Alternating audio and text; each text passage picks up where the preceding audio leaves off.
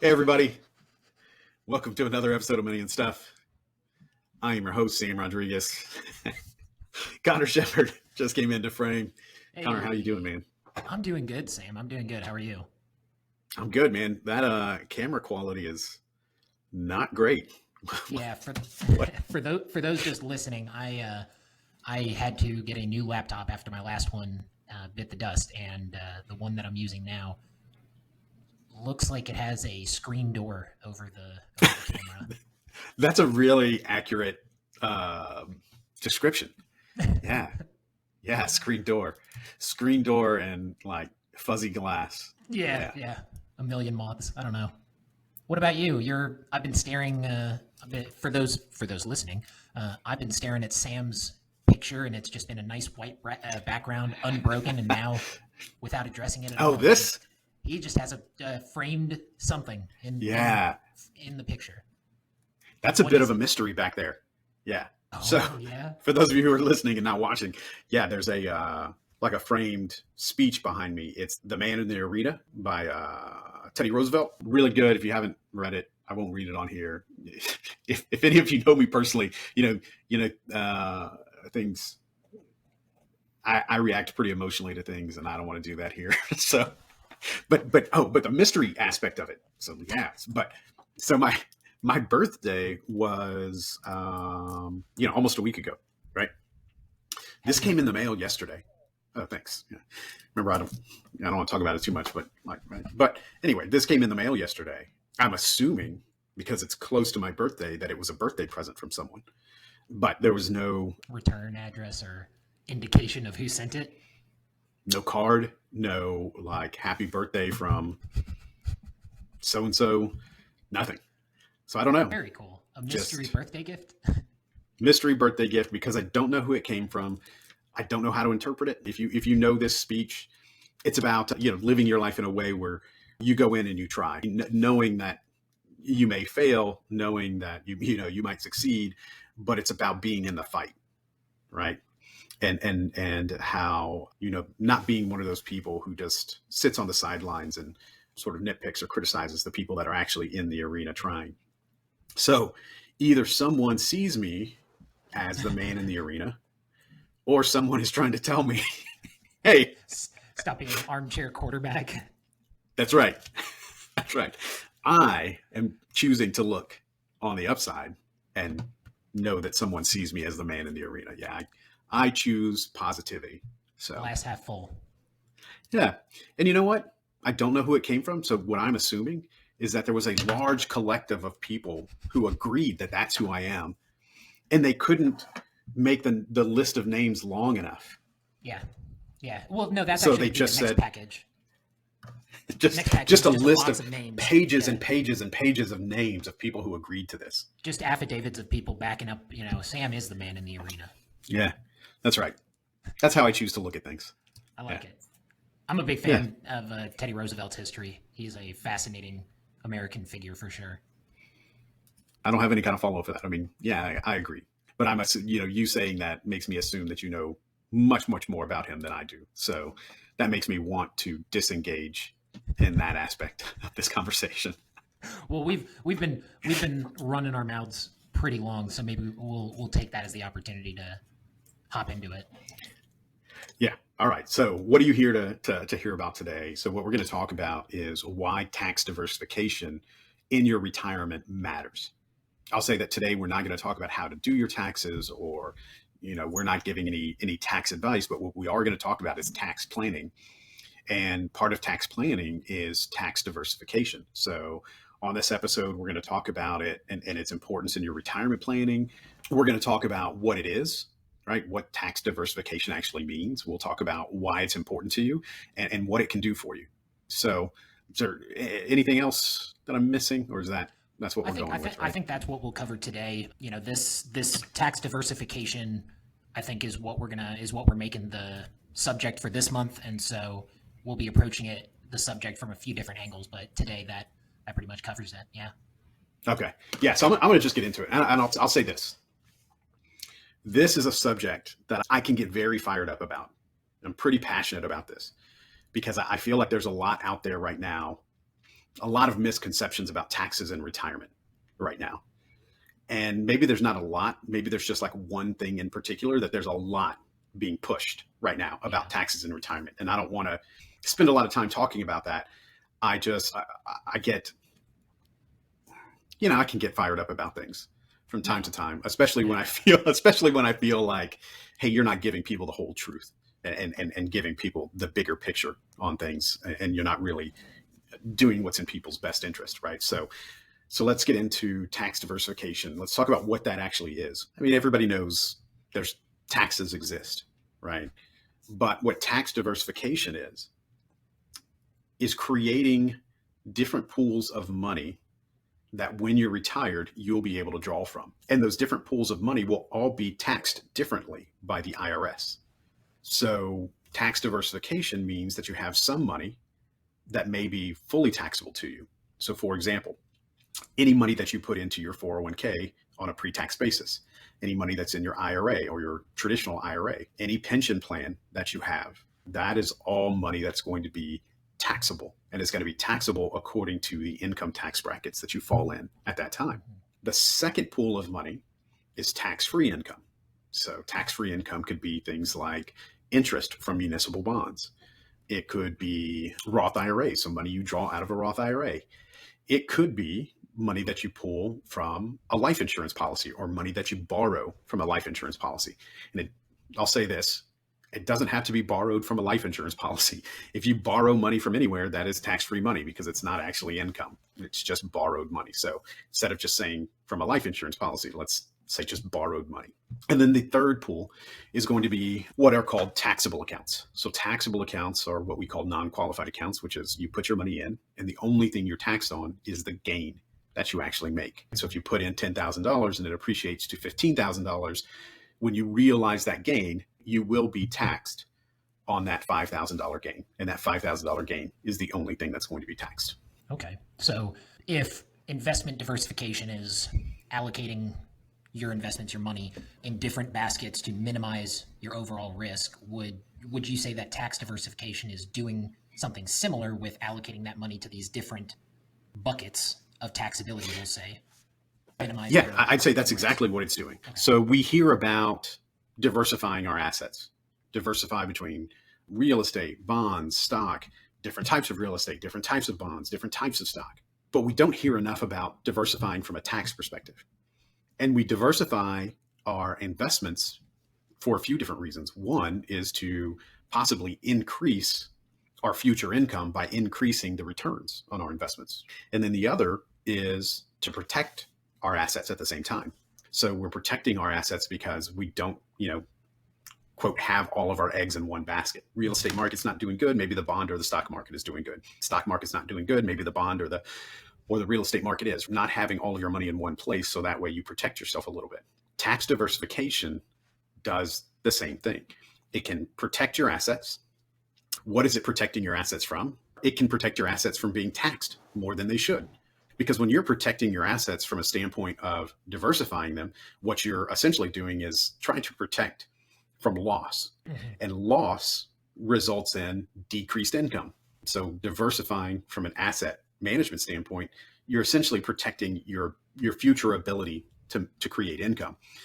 Diversifying from a tax perspective protects you from losing money to taxes, which results in you losing less income. So both of those things, both of those protection pieces can result in you losing less income, because everything that you're saving right now, if you're saving it for retirement, the idea is that one day you want to turn it into income. It's not just trying to get the highest dollar amount possible. You're only trying for that highest dollar amount so that way you can create a higher income. So it's all about creating income. So diversification from an asset standpoint, again, reduces your chance, or I shouldn't say reduces your chance, but protects you from loss of future income.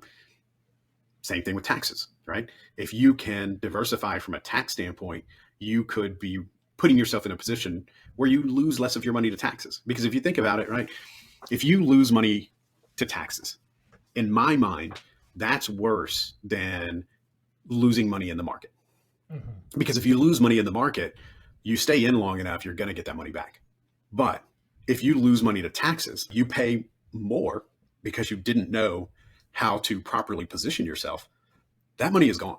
Yeah. It doesn't have the chance to come back. You've given that money up. So I would say that tax diversification is every bit as important as diversifying your assets across different asset or investment classes. Yeah, I mean, it's interesting that you say that, and I definitely agree. I mean, it's just as important, but it's interesting that I think you don't hear nearly as much in terms of advice or recommendations from people that are really just, I don't think you hear it brought up nearly as much as it should be with how important and how impactful it really can be on someone's retirement. Yeah, it should be talked about more. Retirement is all about trying to replace your income. And one of the big things that, or I shouldn't say one of the big things, but the two things that you're trying to do in retirement is you're trying to increase your income or decrease your expenses. Either way you look at it, having a good tax strategy helps you with that. So you're trying to increase your assets so that way you can create more income, or you're trying to reduce your expenses so that way you can actually keep more of your income to do the things that you actually want to do. And by creating a good tax strategy or by utilizing tax diversification, what that does is it puts you in a position where you are, what I would say, it gives you financial flexibility. Yeah. Right. To in any given year decide where or what pool of money your income is going to come from. Right. Yeah. You can decide every year how you want the IRS to view you from a tax standpoint. And this ability, this increased flexibility, can actually increase the income you have to spend on the things that you actually want to do. Because, if we think about it from an expense standpoint, you think about groceries and, rent or mortgage, whatever it is you have, whatever it is you're spending money on, we got to treat taxes like another one of those expenses. Yeah. And the more control you can have over how the IRS sees you, the more you can control that tax expense. And the more you control that tax expense, then the more of the income you are creating that you're going to be able to keep. Yeah. I mean, and maybe that's a more common misconception than a lot of people realize, but I guess realizing that there are steps you can take and there are actions you can take to minimize or adjust what you are going to end up paying in taxes. And that's not to say it's any sort of illegal manipulation. It's quite simply just planning, like you said, strategically allocating money to the right places and pulling it from the right places to ensure that you lower what you pay. And I think a lot of people don't realize that they even have that ability. Yeah. And I think what we need to do is talk with everyone about how to do it and the impact it will actually have, maybe even show some examples. So I think next episode, we should do that. I think if we did it in this episode, I don't know how much longer we would be here. So next episode, we'll definitely talk about how to create tax diversification. And if you're someone who says, you know what, I'm already 50 or 55 or 60, or I'm already retired, it's not too late. I will tell you, we help everyone right from just starting off to retired. And the majority of our clients are very near retirement. The majority of the time people come to us, they're getting really close to retirement. And I will tell you, there are still things you can do to create a tax diversified strategy. But I will tell you that the longer you wait, the less effective it could be and the less choices you have. So the more choices you have, the more opportunities we have to create an effective tax diversification strategy. So it's important that you start it very soon. So next episode, we'll talk about how to do it. Maybe I'll even give some examples in terms of how it works out, right? Like a tax diversified strategy compared to something that's not diversified. I'll even talk about why a tax-free retirement may not be the best thing for you. I know that's a big thing going on right now, creating this tax-free retirement by using a certain, I'll just say it, life insurance product that's out there, right? I'm not saying it's wrong. Well, I'm not saying that it can't work, but I'm also not saying that there aren't a million other things that would work out better, right? And really, like we talk about, it's all about putting yourself in the position of choice. Yeah. So no matter what the situation is moving forward, you have options. And when you go all in on one of those types of strategies, I don't even want to call it a strategy, one of those types of products, you take the choice out of your hands. That decision is made. Right. So we'll talk about, I didn't mean to go off on that. Right. There's other ways. Get fired up. Yeah. So we'll talk about why a completely tax-free retirement may not be the best thing for you in retirement, may not be the best thing for you even right now, why that may not be the best, why a future tax-free retirement could hurt you today. And if we can, you know what would be good is if we fit into either that episode or a different episode is like some common tax retirement myths that are out there. That would be good. I think that's a great idea. Yeah. Yeah. Maybe we should do that about every subject we talk about, like common myths or I feel like I'm not saying it clear.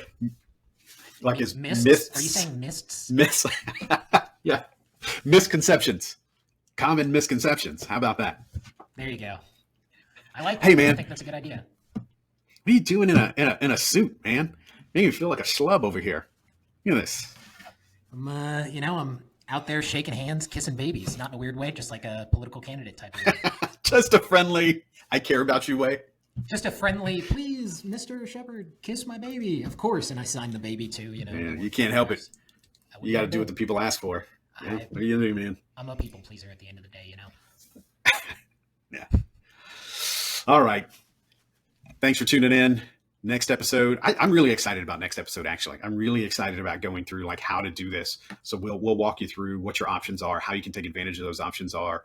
That sentence didn't make sense. How you can take advantage of your options. If we can, I'll try to simplify it down to be able to say like how to know what you should do. Yeah. And I think giving people sort of a comparable, like you talked about, comparing sort of like with the strategy, without the strategy, kind of showing a difference of just like short-term and long-term, what impact it can have on that retirement income and taxability. Yeah. You know what I don't want to do? I was thinking maybe we could do an episode where I read all the names of the people who, got together to send me this. Yeah. But that might be like hours and hours long. Yeah. Nobody wants a 12-hour podcast, man. Yeah.